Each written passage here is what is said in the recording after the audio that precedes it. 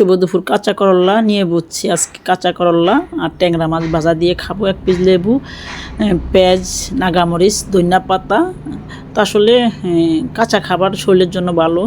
তো আর কাঁচা করলা জুস এমনিতেই আমি ক্যামেরার আড়ালে খাই, সেটা হয়তো শেয়ার করা হয় না, আমার লাইফ স্টাইল অন্যরকম।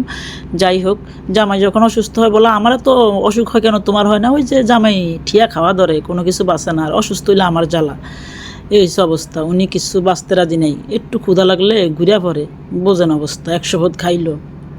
আর আমি তো সারাক্ষণ কী বলবো, ওনার জন্য রান্না করে ডাইনিংয়ে সাজায় রাখি, তারপরে বলো ওনার প্রেশার লো থাকে, কী যে একটা অবস্থা নিজেও বুঝি না।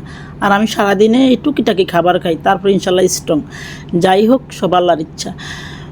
তো এখন এই যে গলা ব্যথা জ্বর, এটা খাচ্ছি, সাথে নাগামরিচ, ঝাল লাগতেছে, চোখ দিয়ে পানি পড়ছে, তারপরও ভিডিও করতেছি। বোঝেন ক্যামেরা উলে কত কিছু হয় যেটা মানুষ জানে না। যাই হোক, যে যেখান থেকে দেখছেন ভিডিওটি ভালো লেগে থাকলে লাইক কমেন্ট শেয়ার করে দিবেন। আর ইদানিং জামাই অসুস্থ, নিজে অসুস্থ, যে মন খারাপ, মানে ঘরের মানুষটা অসুস্থ হলে তো নিজে এমনি দুর্বল হয়ে যাই। আসলে কি বলবো, সব আল্লাহর ইচ্ছা, আল্লাহর উপরে হাত নাই। তারপরও চলতেছি, খাচ্ছি, ঘোরাফেরা করছি, এটাই জীবন।